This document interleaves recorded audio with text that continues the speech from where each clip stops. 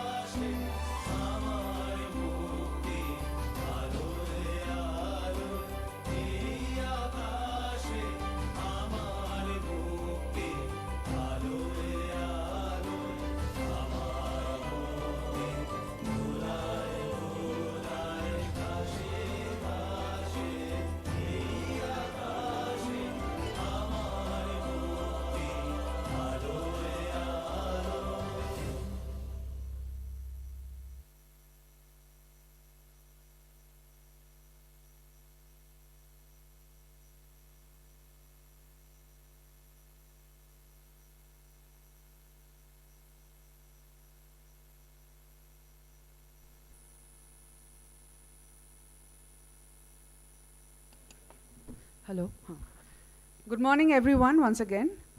Thank you, Shweta, for your wonderful performance. And right again, we welcome you to the second day of the National Seminar on Forgotten Heroes, exploring the lives and legacies of Bengal's lesser-known revolutionaries.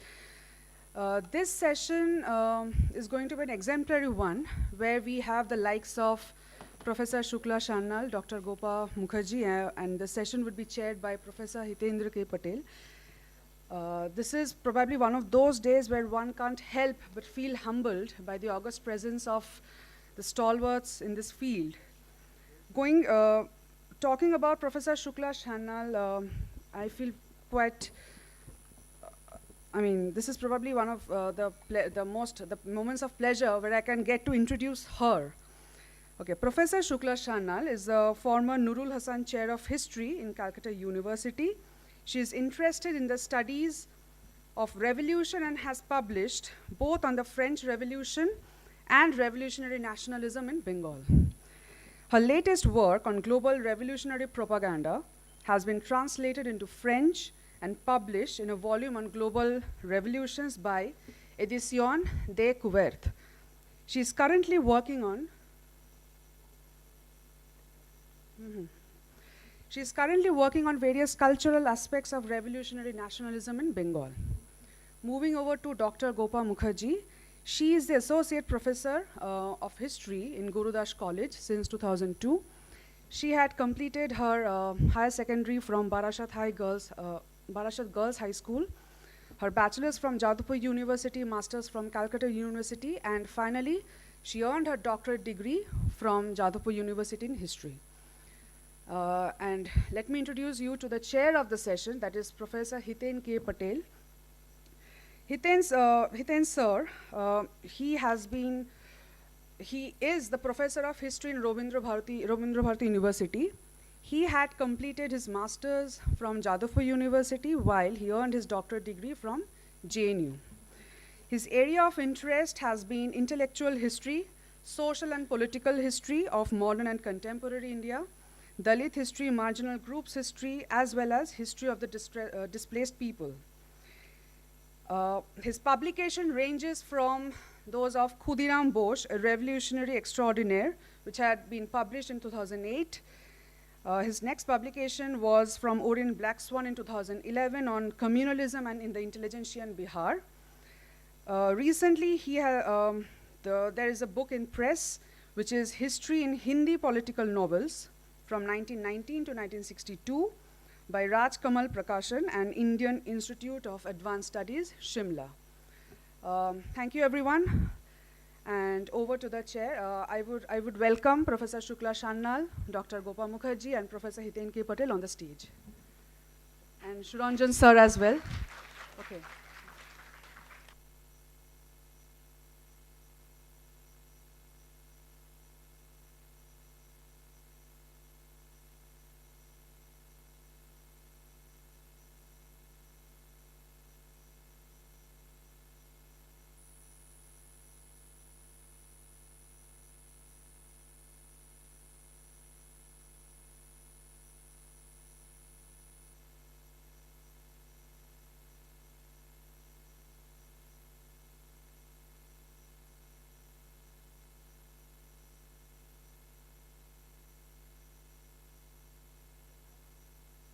I had missed one thing, sorry for that. There are two papers that will be presented today. So Professor Shukla Sannal, she will be presenting on the historian between memories and memory, on writing new histories of revolutionary nationalism in Bengal. And Dr. Gopa Mukherjee would be presenting on construction of imageries and political vocabularies, women revolutionaries in Bengal. Thank you.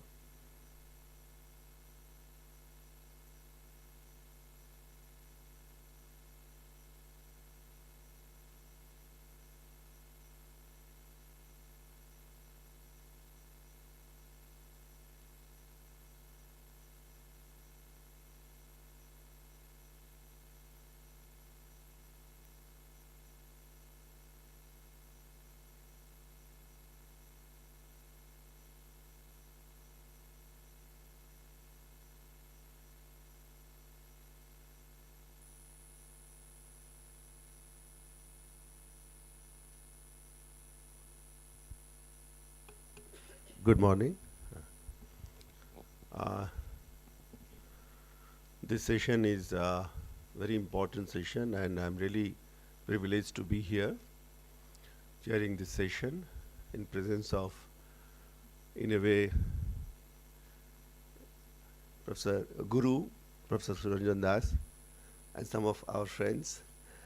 And this session is an extraordinary session because two very distinguished scholars would be throwing light on a subject about which we keep hearing but hardly get anything substantial, because in the name of forgotten heroes, things are being said which are very familiar.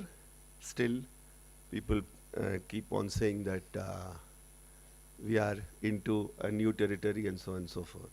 I really look forward to this session. with expectation that we are going to have really papers which can actually tell us about forgotten heroes, quote unquote. I don't think they are forgotten. They were ignored by historians, or at least they were not given the importance. People have not forgotten them. History has not forgotten them. Historians did not pay much attention about that. So I'll request both presenters here. I don't know the schedule, how much time is given to every 25 minutes. So it is something like that, 25 minutes for every presenter, and thereafter there must be some discussion on those important papers. I look forward to. So I request Professor Shukla Shanal to begin the session by her. She is a very wonderful scholar. I have seen her work. Many of you might not have seen her work. She is doing something for quite some time now. I mean, she has done commendable work, real research, real work in this field. So, like you, I also look forward to that presentation. Thank you. Over to Professor Shukla Shanal.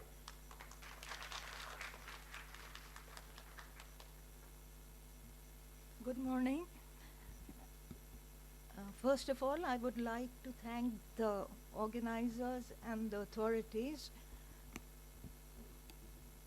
for giving me the opportunity to present my work here. And it is also lovely meeting my old Vice Chancellor, Professor Suranjan Das, after a long period. And thank you, Professor Patel, for a generous introduction. And last but not least, my thank you to the audience for showing up for the talk. Now, the theme of my talk today is the historian between memoirs and memory on writing new histories of revolutionary nationalism in Bengal. Now, I treat this theme from a historiographical perspective. I argue that historians will be able to throw new light on the revolutionary nationalists of Bengal by creatively exploiting an unexplored genre of revolutionary literature. That is the memoirs of the revolutionary nationalists. Though the revolutionary nationalists are still revered in public memory as patriotic heroes who sacrificed their lives for the nation, nevertheless, the image that we have of them in the present is overwhelmingly one-dimensional, with several interesting aspects of their lives and times still waiting to be explored by historians. This historical lacuna may be filled in through the use of memoirs.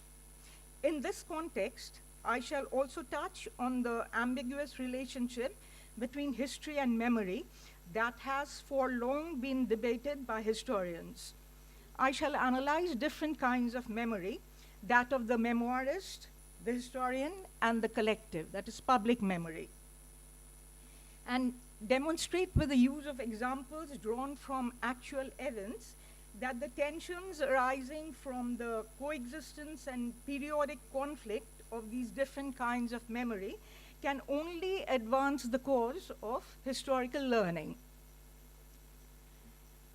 Revolutionary nationalism was the most radical amongst the several strands that went to make up the Indian nationalist movement. It was a radical offshoot of the Swadeshi, or indigenous movement in Bengal, that arose in direct reaction to the partition of the province in 1905. The Swadeshi movement is today remembered for laying the foundations for mass participation in nationalist politics in India.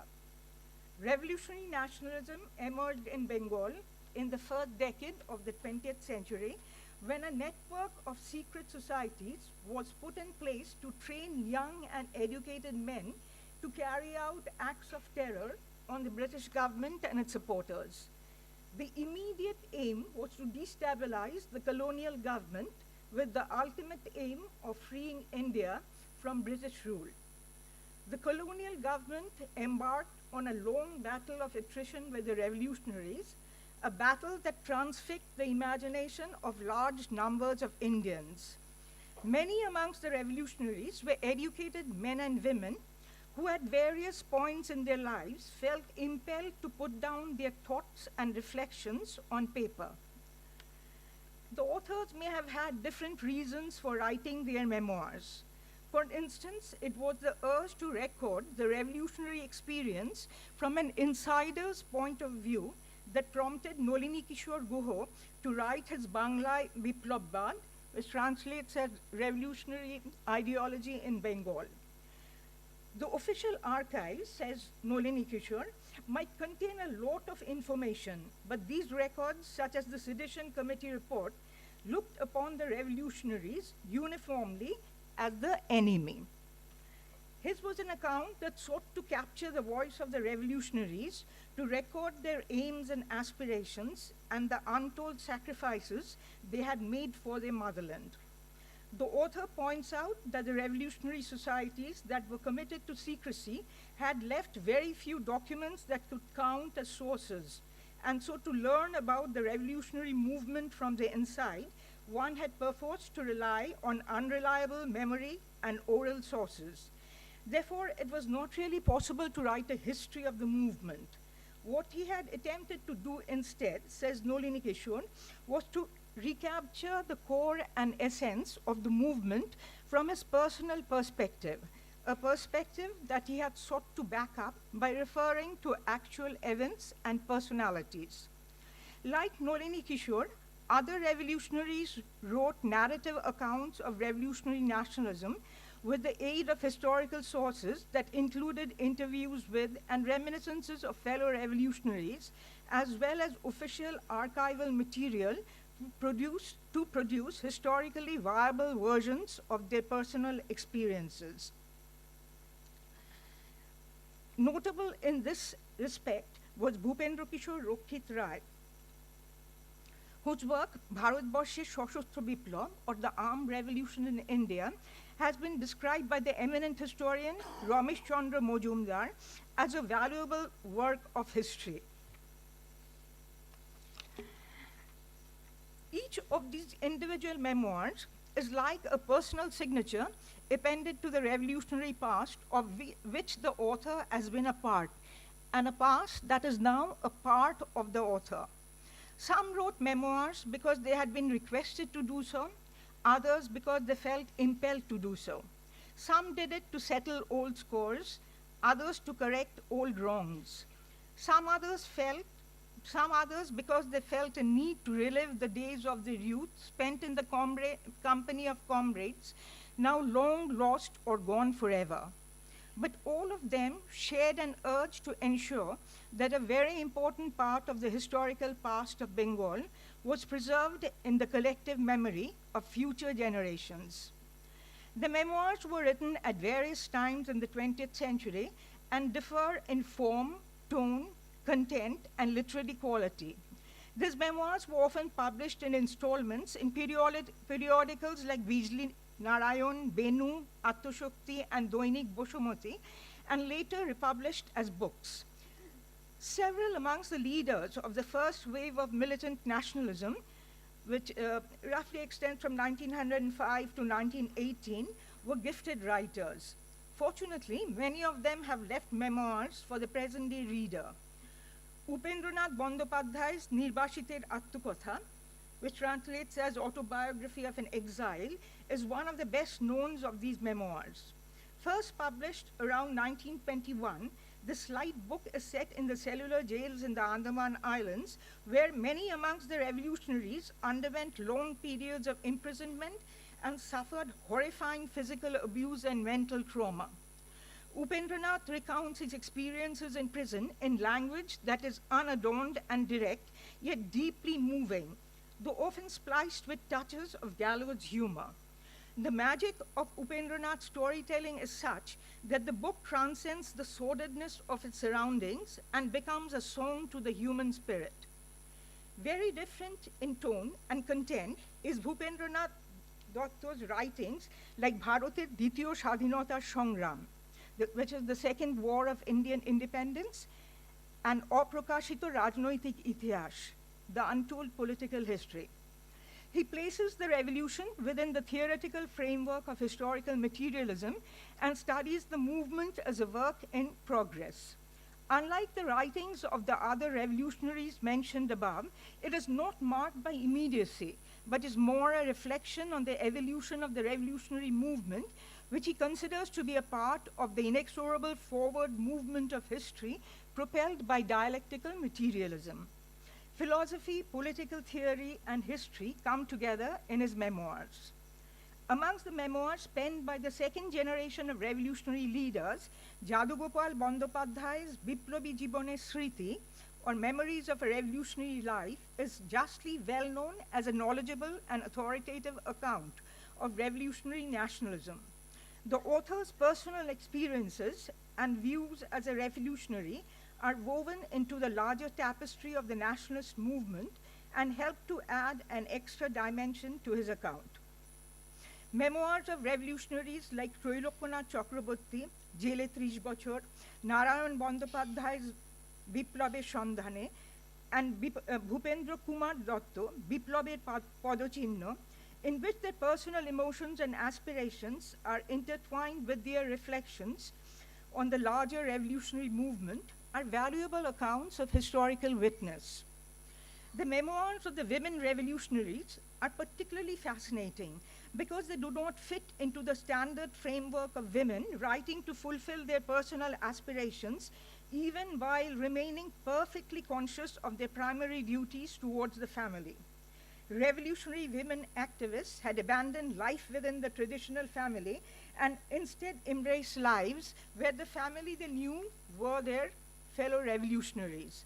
Memoirs of revolutionaries like Shrinkhol Jhonkar by Beena Das, Roktor Okkhore by Kamala Dasgupta, or Shritikotha by Kalpana Dotto makes it clear that once they had made up their minds to serve the nation, no pull of family could hold them back. Women who battled to overthrow colonial rule not only defied the political order and therefore suffered at the hands of the colonial government, but played equally important roles in subverting the dominant social mores of the times, for which they suffered social ostracism and criticism. Besides the widely circulated and well-known memoirs, there are innumerable other individual reminiscences of the revolutionary movement that have appeared in journals, newspapers, or commemorative volumes. Some have been published later in book form, others have disappeared from view. The present-day historian of revolutionary nationalism in Bengal has to reconstruct a history that lies largely beyond the reach of personal experience and individual memory, with the passing of most members of the large generation of revolutionaries. The historian must therefore turn to the traces left behind by the past, of which the memoirs are one. The existence of a large number of memoirs written by the revolutionary nationalists is a windfall for the present-day historian in more ways than one.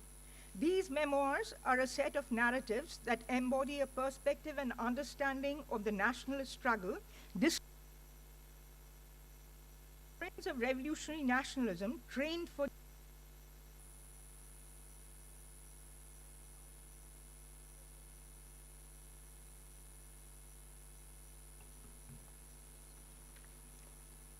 as the foundation on which to build their accounts have been constrained by the nature of the documents and the perspectives they embody. The official gaze, though seemingly all-enveloping, was actually strictly limited by what it strove to discover. The aim was to defeat the movement, and so all the information collected by the government through numerous sources was categorized with the sole aim in mind. The cat and mouse game being played out between the government and the revolutionaries come alive through the records stored in government archives and provide an abundance of historical material.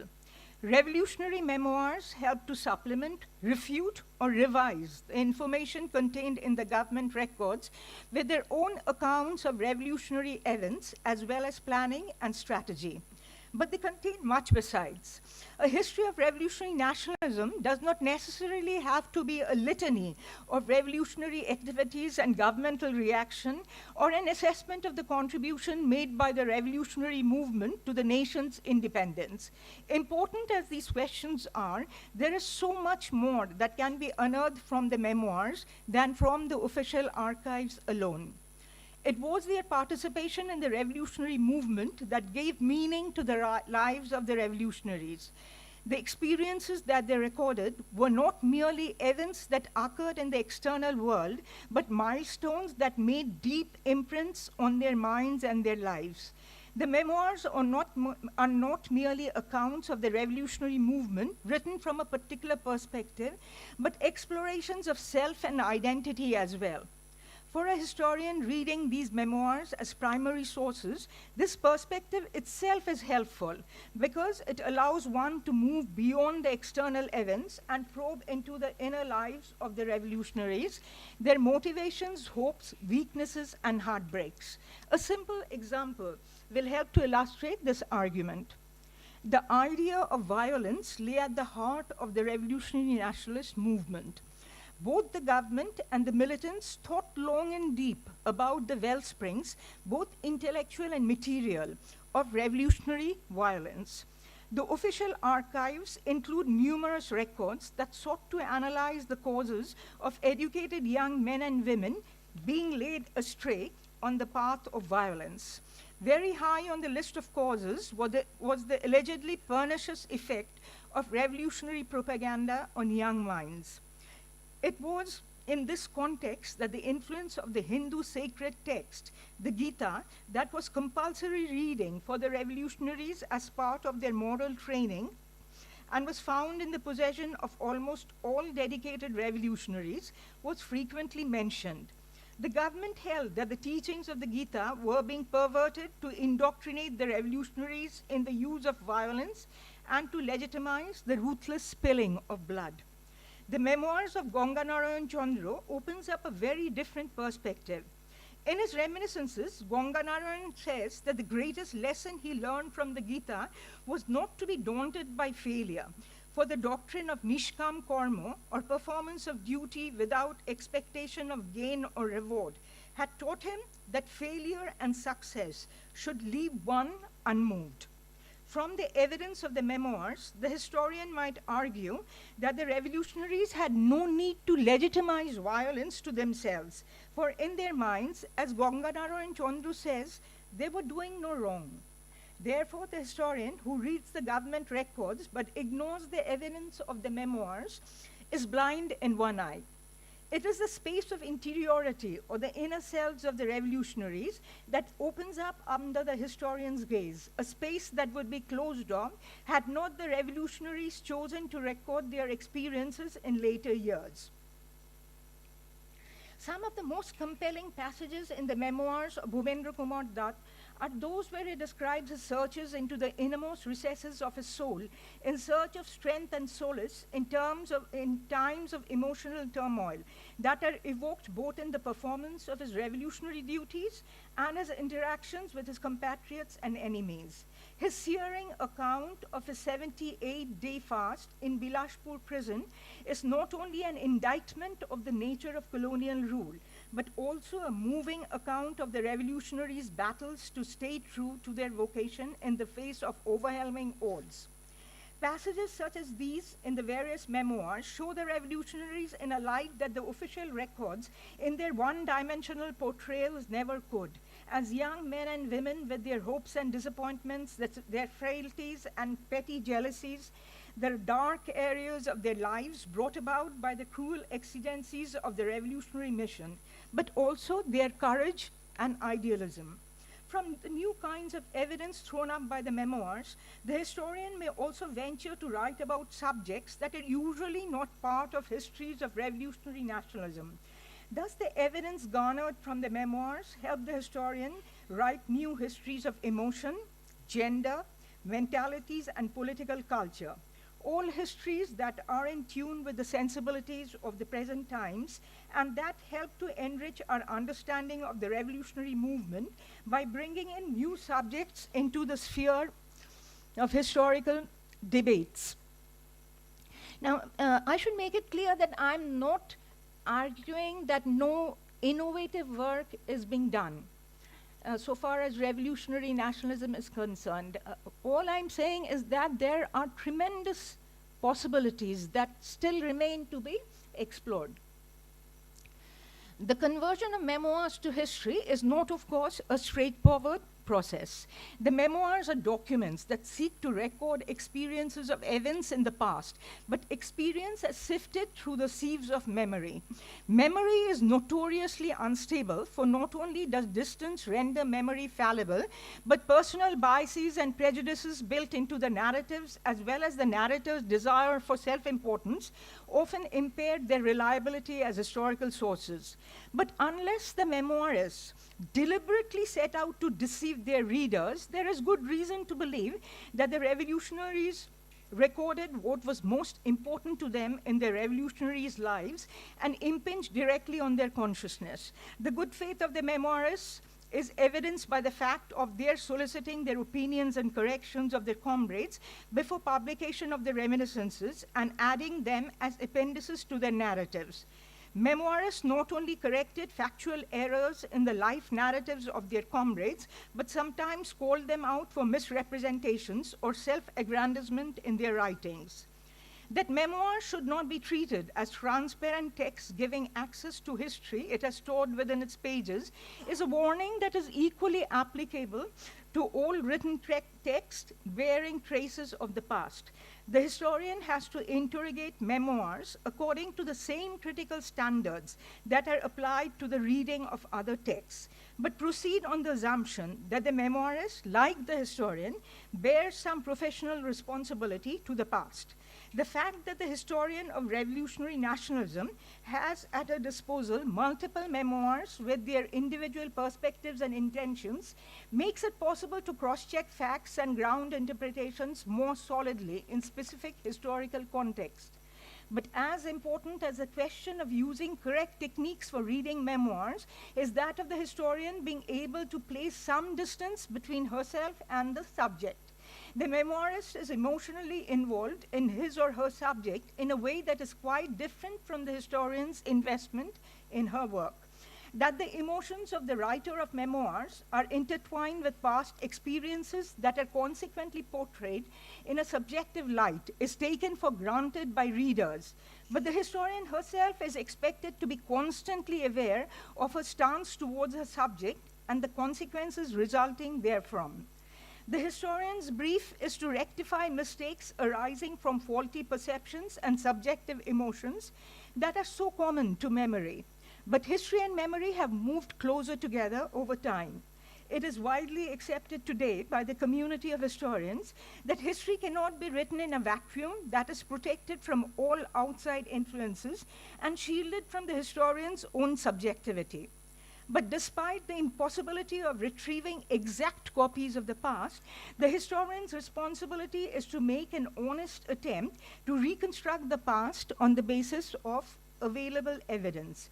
Even if absolute objectivity is an unattainable ideal, the historian has to make an effort to be aware of a location in time and space and consciously reflect on her personal stance towards her subject.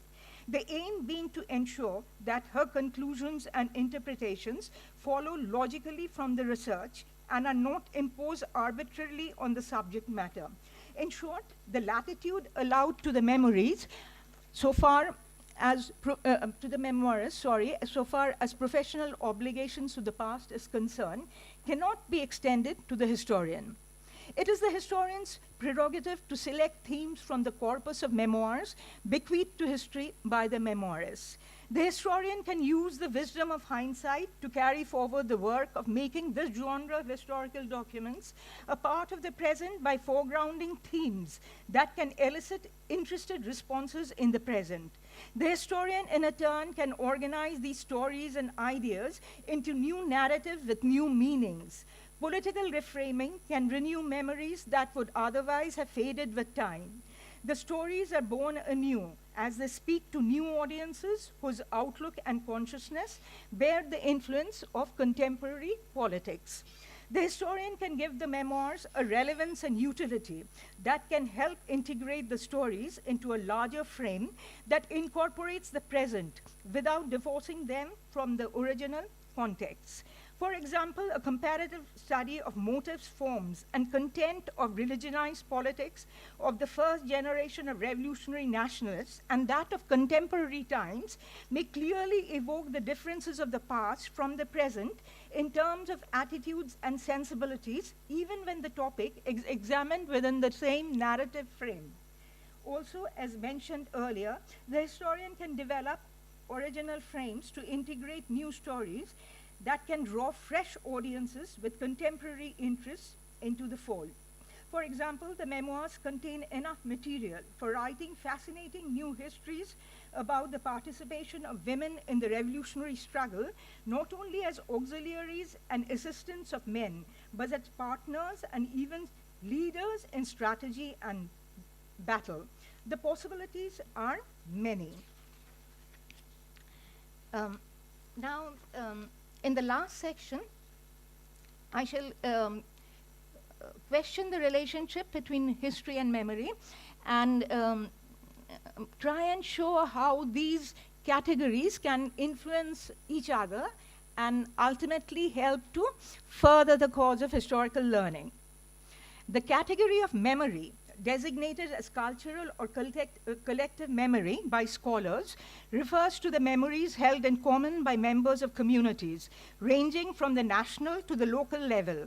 Memories that find expression in shared representations of the past, such as text, monuments, or performances. It is with the help of collective memories that groups fashion their identities in the present. Collective memory is a vague term, for one unitary memory cannot encapsulate the various versions of the past held by discrete groups divided by ethnicity, religion, gender, social backgrounds, family history, and the various other kinds of divisions that keep a society fractured. The result is that collective memory has an element of the coercive in it, because it is the powerful within the group who decide on the symbolic narratives that define them in the present. Any challenge to these narratives is usually perceived as a threat to the standing of the controlling authority within the group, which therefore has a vested interest in upholding the symbols and practices through which the past is commemorated. Now, sometimes history and memory may also come into direct conflict when a collectivity finds its sensibilities undermined or status threatened by the historian's interpretation of the past, underlining once again that the reasons for and methods of remembering the past may be vastly different for the consciously detached observer whose profession demands distance from the subject of study and the members of a particular collective who have an emotional investment in a particular interpretation of the past. Again, I'll just give one example here. The most potent motive in the narrative of revolutionary remembrance has been that of martyrdom, and the revolutionaries being commemorated as selfless and fearless patriots who gave up their lives for the country. It is primarily through these martyr narratives that memories of revolutionary nationalism have remained alive in popular memory. The tremendous emotional freightage contained in the category of martyrdom results in an extreme sensitivity to any description of the revolutionaries that appears to detract from the halo of sacrality surrounding their martyred status. Hence, public memory was outraged at a reference to the revolutionary nationalists as revolutionary terrorists in a history textbook designed for children studying in government schools. The resulting uproar in the public sphere saw the guardians of popular memory, including the media, ranged against those historians who defended the use of the term and pointed out that it was the past context that had influenced its use in the present, and the term was not intended to denigrate the memory of the revolutionaries. Needless to say, the term terrorist, embroiled as it is in present-day global politics, was unacceptable to the guardians of popular memory, even when preceded by the prefix revolutionary. The government ultimately gave way to popular pressure and declared that the mistake would be rectified in future editions of the book. In this case, the historical endeavor to move beyond the stereotypes of collective memory by the use of a complex and nuanced term that encapsulated both the goal, which is revolution, and the means, violence, of the movement, was overridden by the personal exigencies of present-day time and place. Yet the measure of success for all historical narratives that seek to understand events that have moved from living memory to the historical past lie in their ability to transcend simple binaries of true and false, good and bad, success and failure, and to investigate the past in its multi-dimensional complexities. Some of these dimensions are added to the narratives as they journey from the past to the present and accrue layers of meanings along the way, meanings that surface when new questions thrown up by the times are posed to the existing narratives. For example, the unique identity that the revolutionaries consciously foregrounded in their memoirs was of themselves as fighters for freedom. But drawing from the same sources, the historian can flesh out their portraits as personalities with multiple identities, as siblings and children, thinkers and activists, internationalists as well as nationalists, as Hindus, Muslims, and communists. In short, figures that are not frozen in time, but march in step with the onward flow of our political imagination. Just as history can add to collective memory, it can also prevent its erasure as well. Collective memory occupies unstable ground because the public arena is often the site for the clash of memories upheld by groups in power, with counter-memories that are sought to be disseminated by other groups who do not subscribe to the dominant memory and wish to institutionalize memories they identify with. When circumstances change, a community might wish to create a new past that, while not fictional, may still be partial when viewed from the perspective of another community. A historian may then weave together different threads of memory to form a unitary whole, thus underlining the complexity of reality when viewed from different perspectives. A newspaper report that the removal of a statue of Khudiram Bose, a freedom fighter and political martyr from Bengal, from a roundabout in Choldin in the Seraikela Kharsawan district of the neighboring state of Jharkhand on the night of 12th August 2019 had led to protests from the local Bengali community, providing fascinating new evidence for the workings of cultural memory. The report included the information that another community wished to put up a statue of a much revered local leader in the same spot and might have been responsible for the removal of Khudiram's statue on the night after the commemoration of his death anniversary on 11th August. This symbolic action is laden with significance that stems from the history and politics of the region, but it underlines once again how memory that apparently invokes the past is deeply permeated by the politics of the present.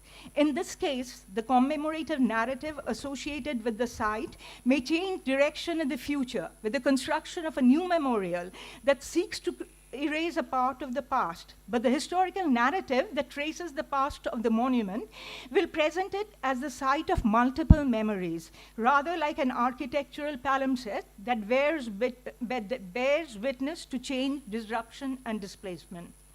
So in conclusion, I will say that history, memoirs, and collective memory are all contiguous categories for accessing and retrieving the past, operating according to their own rules and critical standards, but nevertheless with porous borders. All share the tendency to think of the past through stories, all true stories because they are rooted in facts, but creatively reconstructed and reimagined, though the extent and nature of recreation are contingent on the genre, which utilizes these stories for the present. These stories help people in the present navigate empty, homogeneous time by supplementing it with embodied time, which invest the past with meaning. These stories are nestled within layers of sedimented memories and retrieved for various reasons at various moments. The stories continue to survive in various forms, whether remembered by the revolutionaries in memoirs, commemorated by society in diverse ways, studied by historians within the academe, or read by lay people in the public arena. Their meanings jostling for space and dominance according to the cultural sensibilities, anxieties, demands and values of the times. The revolutionary nationalist movement in Bengal may be read and thought about and understood in the same way, as sacks of stories bequeathed by time that are emptied and its contents read, reread, and reinterpreted to contribute towards a larger historical narrative, a narrative whose themes may change, fade, or gain greater clarity in continuous negotiations between past and present. To conclude in the memorable words of Ben Okri, stories do not belong to eternity, they belong to time, and out of time they grow. And it is through lives that touch the bedrock of suffering and the fire of the soul. It is through lives and in time that stories, relived and redreamed, become timeless. That's all. Thank you. Thank you, Professor Shukla Sanyal, for giving us a very compact paper. In the last part of her presentation, she has raised the possibility, kind of possibility of thinking about the past in three different ways and interconnections. But after the two presenters would be done, then I'll have to take 2-3 minutes, and thereafter questions can be taken up. That will be all right?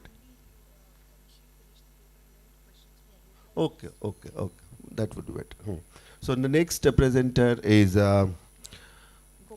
Gopa Mukherjee, and in a way it is a continuation of what Professor Shukla Sanyal has been saying, that women must be brought into the story, not as only as helping factor, but also contributing to the entire process as partners, so to say, if I may put it that way. Dr. Gopa Mukherjee. Okay, so Dr. Gopa Mukherjee, as I had already mentioned, will be speaking on construction of imageries and political vocabularies, women revolutionaries in Bengal. Thank you. Over to you, ma'am.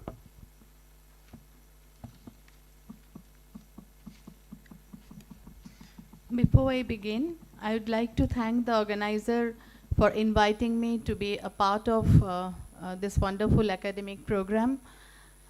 Honorable, and I also would like to convey my regards to honorable guests, the teachers in the history department or the other departments in Adamas University, and my dear students. In Bengal, the decade of 1930s is extremely buoyant from the perspective of women's participation in political movements. As compared to their counterpart in Bombay, they are numerically smaller, but according to Geraldine Forbes, they were much more radical. The onrush of female political prisoners congested the colonial jail in Bengal. 3 armed attacks in the long history of anti-colonial struggle in India, where women appeared in the role of principal actors, happened during this period. Besides these 3 major incidents, a group of middle-class educated women like Kalpana Dotto, Suhasini Ganguly, Shanti Sudha Ghosh, and many others took part in revolutionary activities. Bengal became the hotbed of revolutionary activities. On 14th December 1931, Shanti Ghosh and Shuniti Chaudhuri, 2 students of class 8 of Kumilla Girls High School, shot G.B. Stevens, the district magistrate of Tipera. Beena Dash, a student of Diocesan College, attempted to murder Stanley Jackson, the governor of Bengal, on 6 February 1932. In the same year, Pritilata Vodedar led an armed attack on Pahartuli Railway Institute in Chittagong, after which she committed suicide. The killing of the district magistrate of Tipera by the two girl students seems to represent an important juncture in the history of anti-colonial movement in Bengal as well as in India.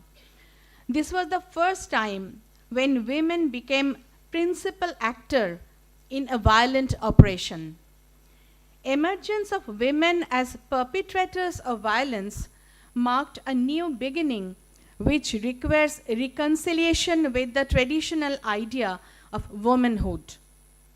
Some of the Bengali literary masterpieces represent the responses of the human conscience of thinking individuals to this whirlpool of politics. Women's activism in politics led to a clamor for the preservation of women's modesty on the one hand, mainly centering around the sexual vulnerability of women in the arena of politics, and on the other hand, an essentialization of femininity in a larger context of Bengali literature.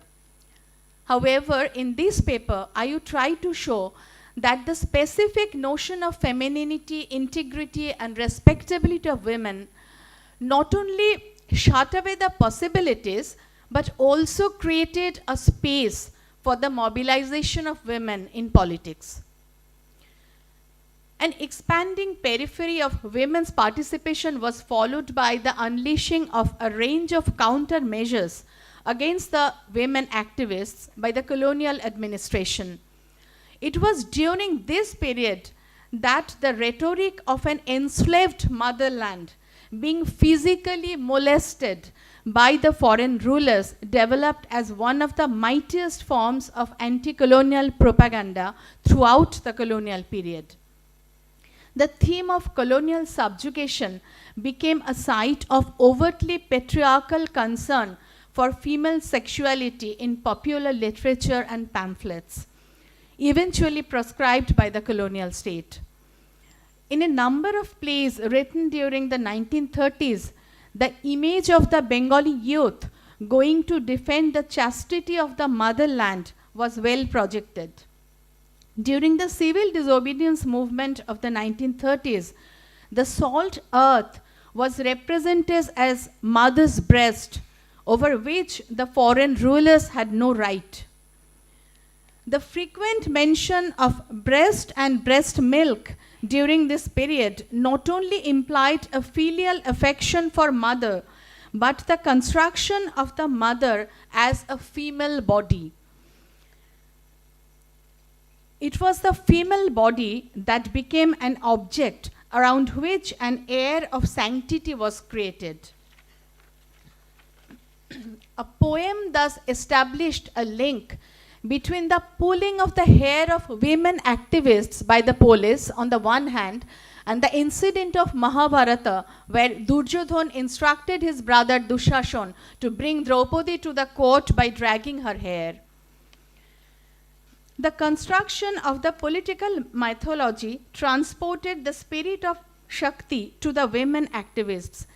The eulogy of the women coming out of the home to join the movements on the streets abounded in the contemporary popular Bengali periodicals and newspapers.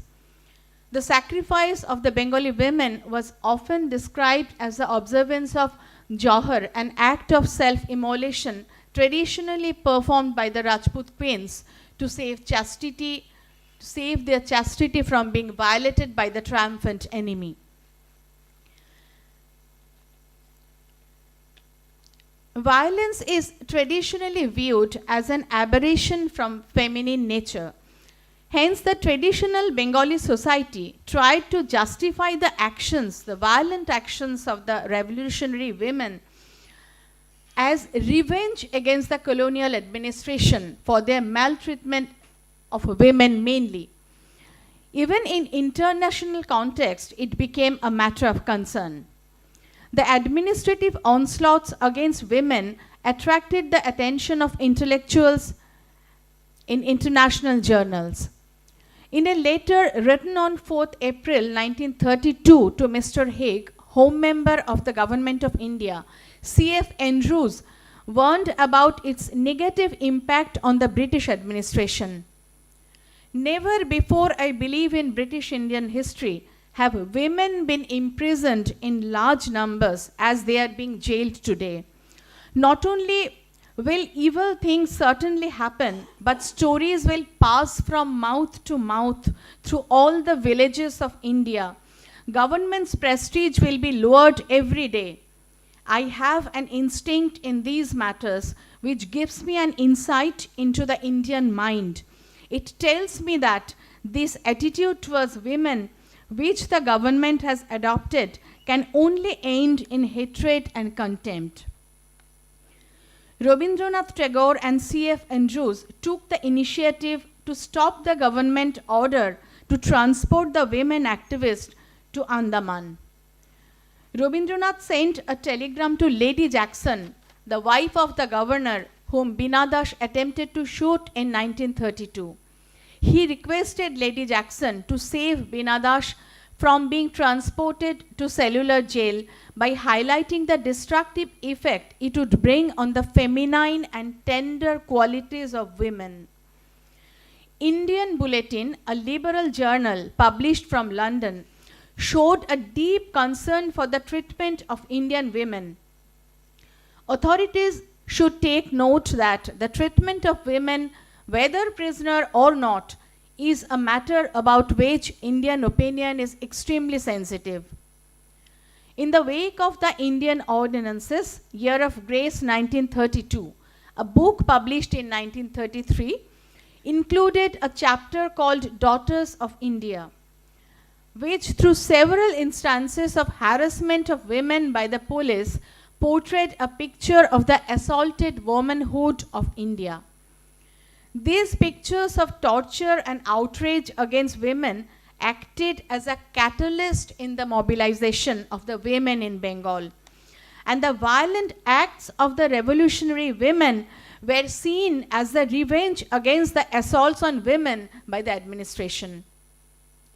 In another chapter of this book, the attempt of assassination of the governor of Bengal by Beena Das was exalted. In the statement produced before the court after attempting to kill the governor of Bengal, Beena Das wrote, "The outrages on Amba Devi of Kontai and Nihar Bala of Chittagong literally upset my whole being. I used to help the wife of a détenu in her studies as a work of love.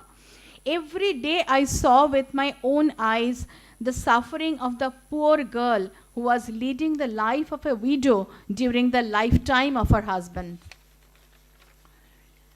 In the Geneva Disarmament Conference 1932, a view was aired that the murder of the district magistrate of Tipera by the two women, two girls in fact, was due to the fact that he had permitted or ordered troops to be sent to Chittagong, Dhaka and Hijli with the express purpose of violating young women.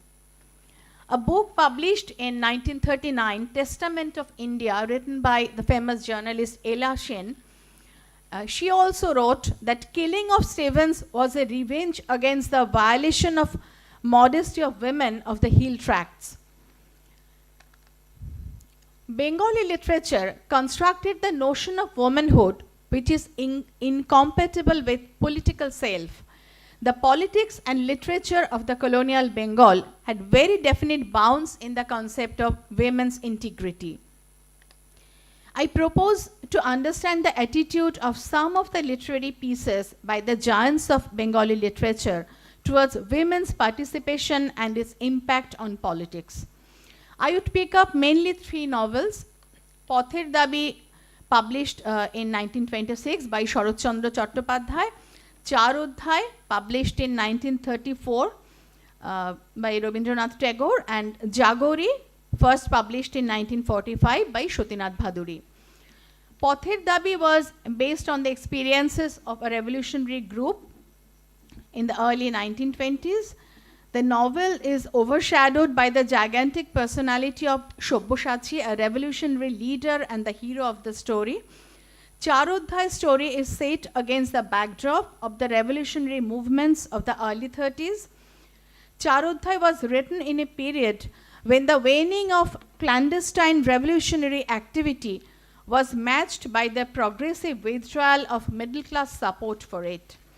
Tonika Sarkar wrote that killing of the district magistrate of Tipera by two teenage girls in 1931, creating a new turn in women's political involvement, was the event which disturbed Tagore most. Charodhai was in many ways a patriarchal reflex to that event. Charodhai undoubtedly put forward a specific notion of womanhood which echoed the reactionary conservative attitude of the period, considering women's participation in politics as a deviation or aberration. Jagori is a novel written in the form of soliloquy of 4 members of a family, all of whom participated in the political experiences of the 1930s and 40s. The mother in Jagori represents one of the most fascinating female voices in the Bengali literature. Unlike Ella or Bharati, she is not involved in revolutionary politics. She is the wife of a dedicated Congress activist who founded an ashram. She was brought to the field of politics entirely by the choice of her husband and given the strenuous responsibilities and works that she bore and performed in the ashram. Though she followed her husband to the jail, she expressed her unwillingness to join politics in her soliloquy. According to one critic, her blind pursuance can be compared with the act of Johar by the women who followed their dead husband to the cremation and killed themselves in the pyre. Though she was not connected with any violent revolutionary activities, her political self was viewed as an imposition on her natural self. However, she acts as an active agent in expressing the author's critique of contemporary politics. Probably the lack of formal education, political awareness, and sophistication made her critique more real and powerful. She is one of the rare characters in the Bengali novel who not only questioned the contemporary political practices, but also expressed her resentment against the politics of power within the family. At the end of the novel, Pother Dabi, Shobboshachi, the strong-hearted revolutionary, advised his affectionate Bharati to sever her connection with politics and to focus on her love and domesticity. In Charodhai, through the eyes of Otin, Ella's real self was revealed when Ella confessed that it was wrong on her part to associate herself with the terrorist. Otin declares triumphantly, "At last I see the girl who alone is real. You reign at the heart of the home when you arrive with mussed up hair and angry eyes at an arena where politics had the whip hand. You are not your normal self, but are unbalanced, unnatural." Ella's association with the revolutionary group was portrayed as an artificial imposition on the natural femininity of Ella's character. Thus, what is expressed in these 3 novels is not only an admiration for the real womanhood, but also an indication that the political self of women is an unnatural state. Thus, it was through the unmediated feminine self of Bharati, the emancipated political activist of Pother Dabi, Ella, the accomplished heroine of Charodhai, or even the little educated mother of Jagori, that the authors found their way to express their own observations. An essentialization of feminine purity and transparency became instrumental in exposing the limits of politics in all of the 3 novels. It is significant to note that most of the contemporary women revolutionaries who took part in the violent actions in many ways internalized and agreed to the notion of incompatibility between violence and womanhood. In the statement of Bina Das, who attempted to shoot the governor of Bengal in 1932, before the special tribunal of the Calcutta High Court set up for her trial. She confessed, "When I attempted to do for the sake of my country was a great violence on my nature. I only sought the way to death by offering myself at the feet of my country and invite attention of all by my death as a mark of most immaculate form of protest against the situation created by the repressive measure of the government, which can unsex even a frail woman like myself, brought up in all the best traditions of Indian womanhood." In the last statement found in the person of Pritilata Vodedar after the raid on the European club, she also owed an explanation to her countrymen.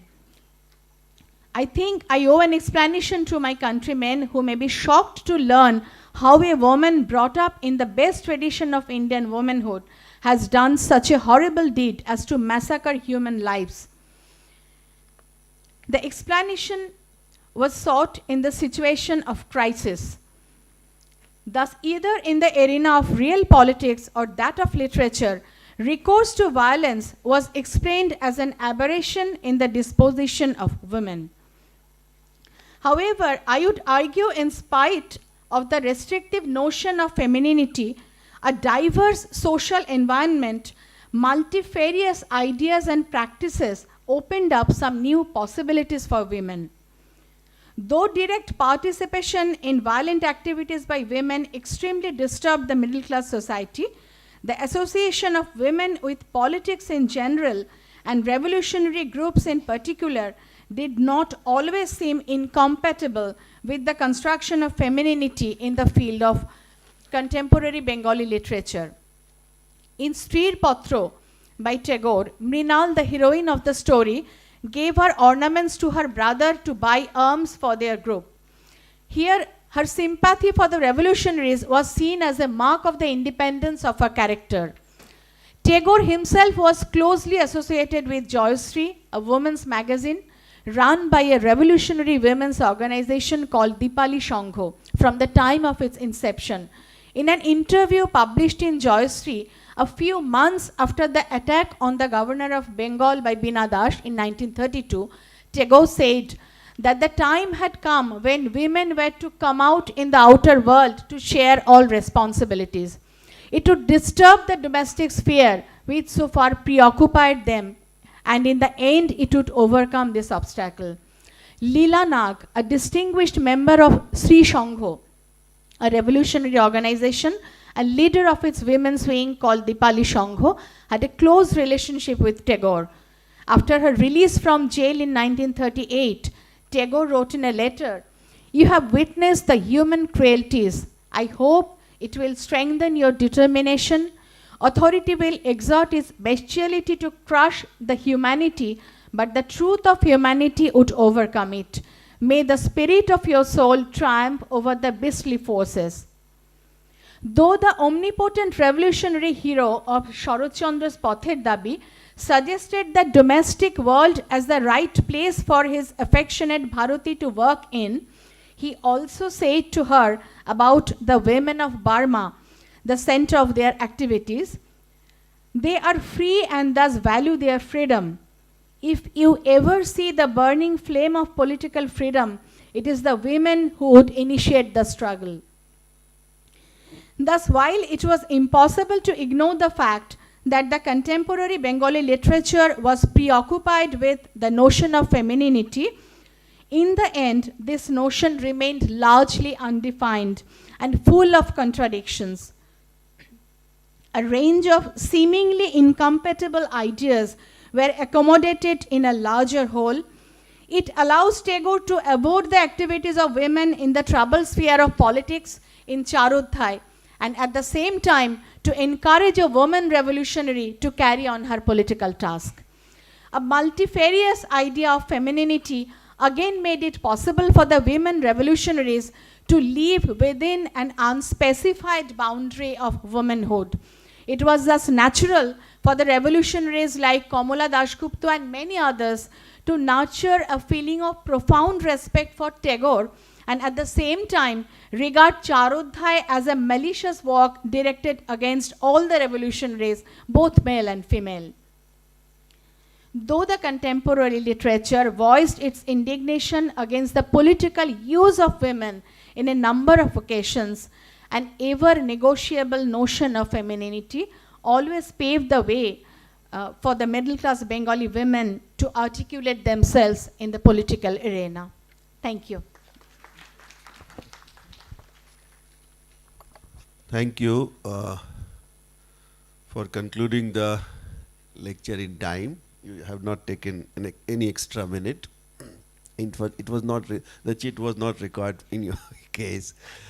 Now we have scope for some pointed questions, if you have any, because time does not permit any longer session of Q&A or any observation as such. If you have any pointed questions, please come forward with your question. But it should not be a lengthy one. Kololda. But it should be a question forms. I know you are.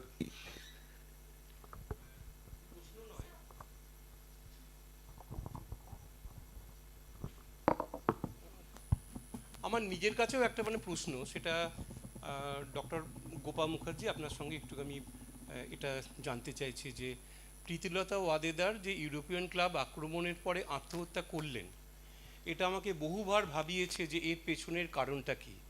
আমি তবু উনি বললেন যে উনি এই শরীরকে ত্যাগ করবেন দধিচির মতো, যাতে তার এই মৃত্যুটা অনেক প্রাণে আলো জ্বালে। এবং এটা ঘটনা হয়েছিল মানে সুভাষচন্দ্র বসু এসেছিলেন, তার মরদেহ নিয়ে মানে জনসভা হয়েছিল ইত্যাদি ইত্যাদি। তো প্রীতিলতা এটা কেন ভাবলেন?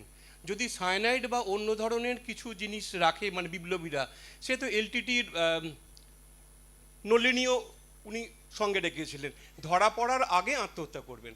কিন্তু মানে প্রীতিলতা যে ধরা পড়ছেন এমন কোনো ঘটনা কিন্তু আমাদের সামনে নেই। তিনি তো সসম্মানে ফিরে আসতে পারতেন এবং একটা দলকে উনি নেতৃত্ব দিচ্ছে, তাহলে তো আরো অনেক ঘটনা থাকতো। এটা যদি কিছু বলতে পারেন। Please. Arekta question. One more question. Somebody was raising. Yeah. We have scope for 3 questions. Okay. Last bench. Come forward for your question. That would be the last question. Hello. Actually, my question is also for Madam Gopa Mukherjee.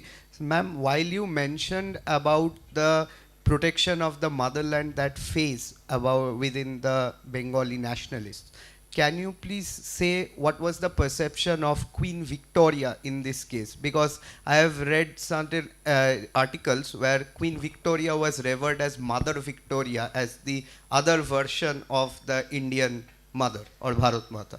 So that is precise. Sir, I want to ask one question. So, thank you both of the speakers for the insightful lecture. Sir, I'm just asking about the role of tribal women. You are asking madam, not sir. Yeah, the both of them, ma'ams. So, what about the role of tribal women in nationalist movement, or do we consider these all anti-colonial struggles into the framework of nationalist movement? And another, a little question, compact question is, what about all the tribal revolts during the 1880s till 1930s? All the tribal revolts took place, but it not in such for the nationalist movement. It was definitely anti-colonial struggle, but how the historians are interpreting it? Is it a subjugation of their histories? So, I mean, just I'm curious to know about it. This would be the last one. Good morning, sir. I am Rishabh Kumar. I'm a student of history, and my question is a general question. My question was that as both our ma'ams have discussed about the role of women revolutionaries, so my question was that was there any attempt, was there any move to include women revolutionaries from the lowest ranks in the caste divided Indian society? No. So thank you.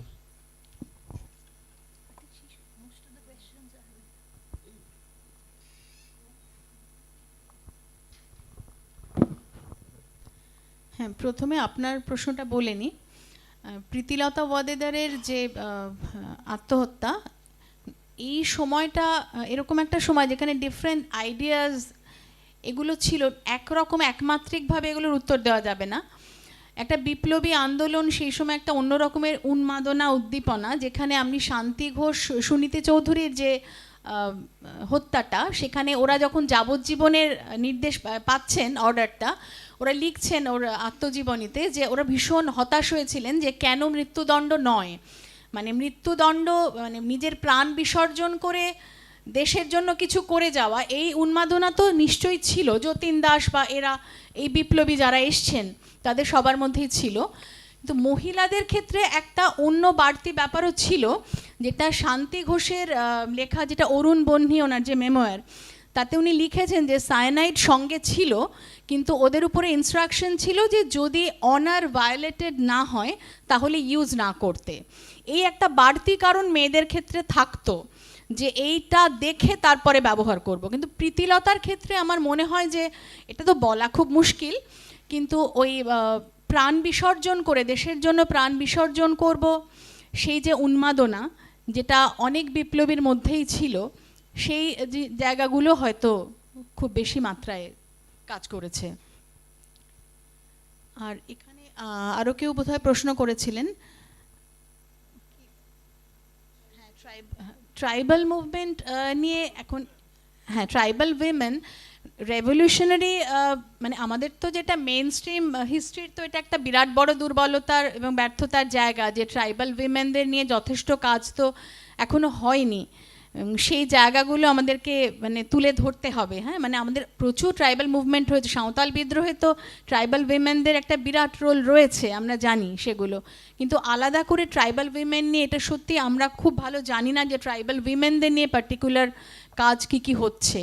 মানে revolutionary মুভমেন্টটা তো যেটা আমরা আলোচনা মানে আমি যেটা আলোচনা করেছি সেটা তো খুব বেশি আর কি কিছু শহর কেন্দ্রিক একটা ক্ল্যান্ডেস্টাইন অ্যাক্টিভিটিস, এর সঙ্গে তো খুব একটা যোগসূত্র তৈরি করা যাবে না। কিন্তু ট্রাইবাল উইমেনদের লড়াইয়ের জায়গাটা একদম আলাদা, মানে সেই লড়াইটা অ্যান্টি কলোনিয়াল তো বটেই, তার সঙ্গে শুধু তো অ্যান্টি কলোনিয়াল নয়, মানে সেই অপারেশনের তো আরও অনেকগুলো এজেন্সি ছিল, মানে শুধু তো কলোনিয়াল অপারেসাররা নয়, সেখানে তার অনেক রকমের ডাইমেনশন আছে যে জায়গাগুলো আমরা হয়তো খুব ভালো করে মেইন স্ট্রিম হিস্ট্রিতে পাই না, সেখানে অনেক বেশি স্কোপ রয়েছে সেগুলো করার।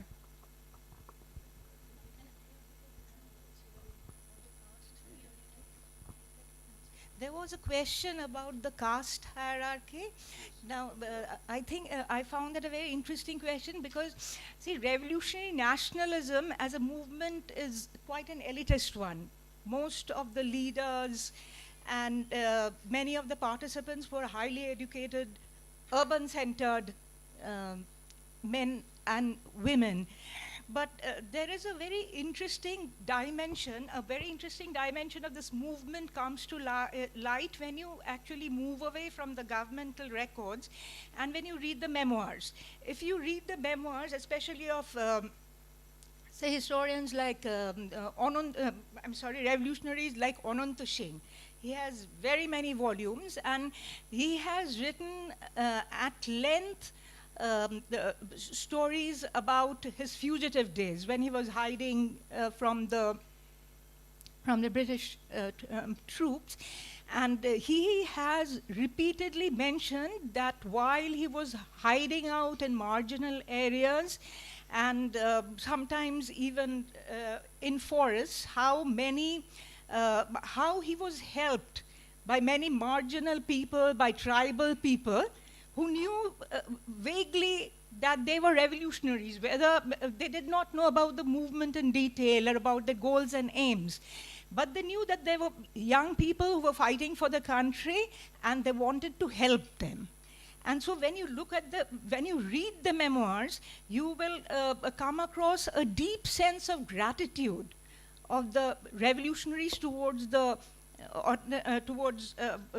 ordinary men and women who had helped them, during the fugitive days. And in this context, I would also like to mention this idea of a community of emotion.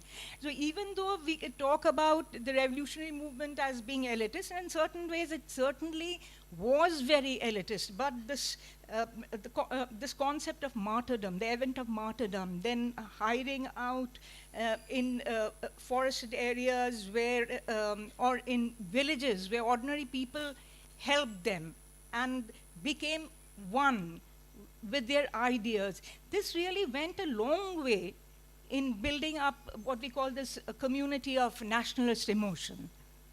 That is what I would like to say to your question.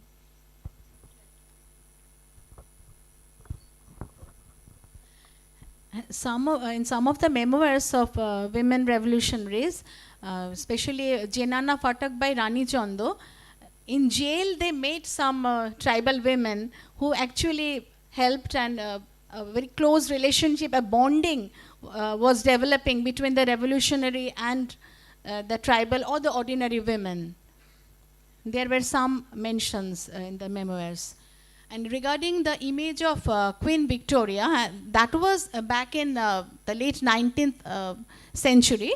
The Queen Victoria, in some of the works, she was projected as the mother of India, just protecting her subjects and all that.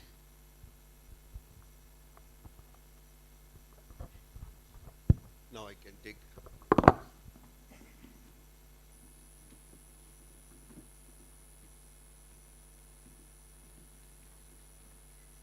Friends, I'm reminding myself that I don't have to give a speech. I have to only say a few things which I'm supposed to make at the end of the session, because this is a subject dear to my heart. And I really get very impatient when I listen something about revolutionary movement. The reason is very clear. We historians have tended to talk in terms in which history of revolutionary movement cannot be written properly. And I'm saying this with a lot of pain. The woman we are very proudly talking about ended her life in Rishikesh in 1986. And what was the state? We should know. Her body was lying on the road, decomposed. People were not. But more problematic and more important is what R.C. Majumdar, about whom Professor Chanel has mentioned, writes an introduction in 1966-67, that we do not have a proper revolutionary movement history. This is very significant. He is writing in mid-60s that we do not have. Then we find large number of tracts being destroyed in the libraries because they were considered of no value, of Bangi Sahitya Parishad, because those materials were thought that these are not important. Luckily, somebody had written a book in which some extracts of those destroyed items were there. And those are very significant. Roll of Honor, written by K.C. Nag. Now, I can go on saying large number of things, large number of citations I can give, and I can tell you that these are questions which are being asked today about tribal history, tribal women's participation, the nature of tribal movements, relationship with what is called Indian national movement, and the Dalit women's role and all. These questions are invitations for a new kind of history writing, and that is very, very important. Caste, community, and all these things are being talked about.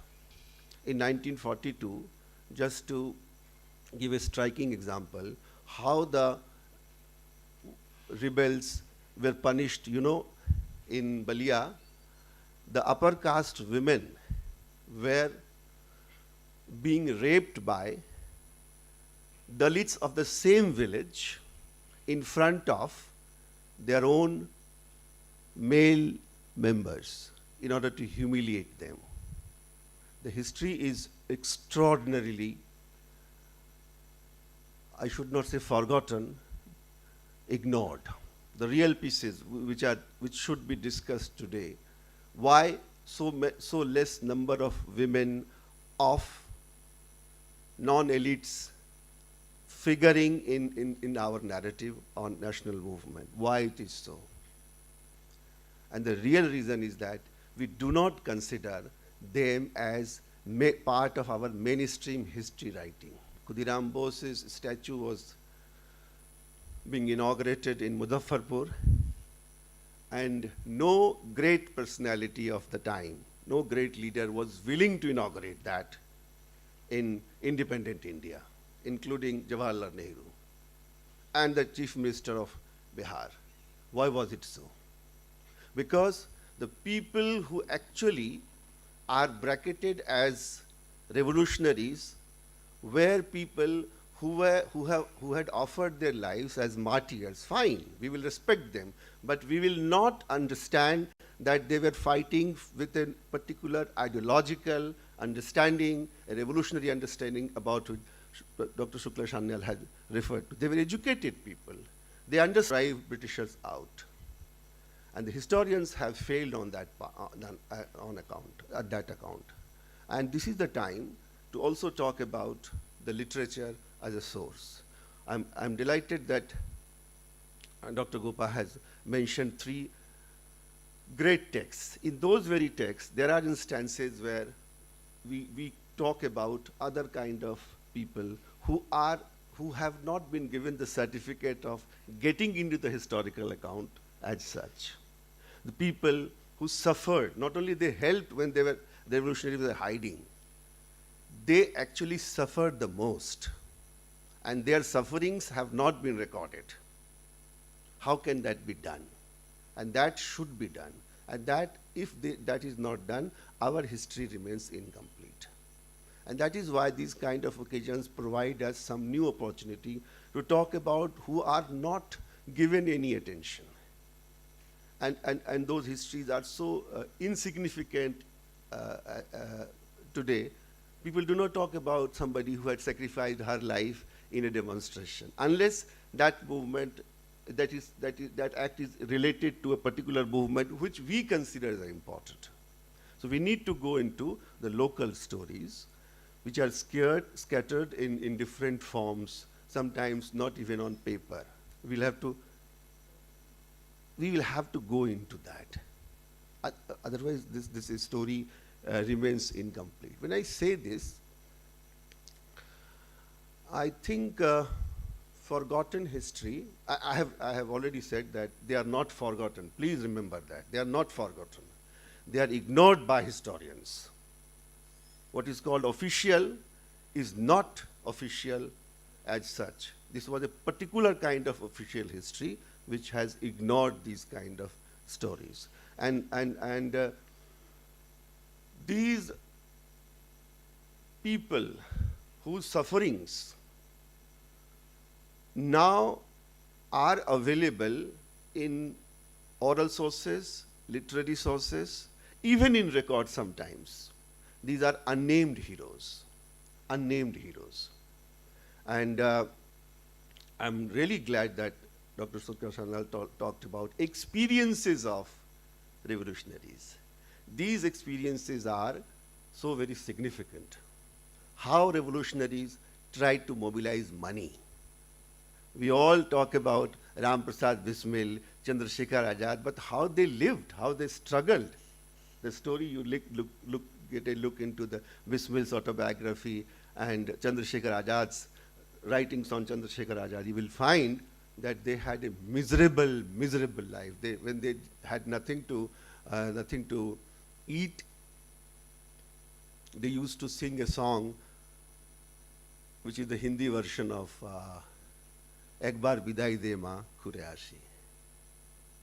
So the experiences are important, and the marginal figures about whom the records are not available, those histories are to be recovered.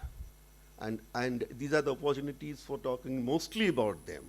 Because unless and until those stories are put together, we will not be able to understand that it was not official history, which is more important, the history of the people which they have kept in their minds, in the remembrance, those histories are also important. When our historian face these things, they bow and they said, yes, they sacrificed so much, etc., etc. But when they write textbook, they forgot about them. And this is a complaint of a person who believes that history writing is extraordinarily important for all of us today. Because the memory, history, these things are being talked about. I will have many more things to say for some other occasion. I think you all have listened to very, very good lectures and enjoyed it. Thank you very much. And particularly for asking those significant questions. Thank you very much.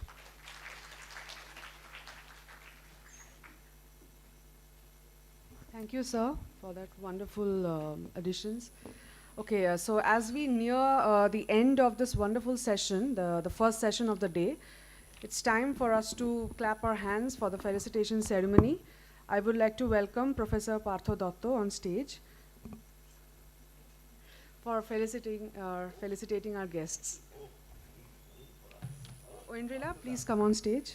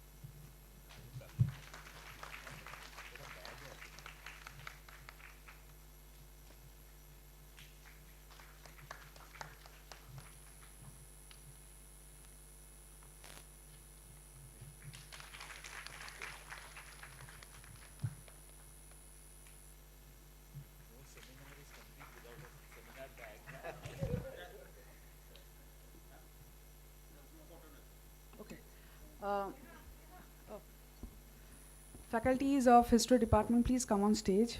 We need to come together for a group photo.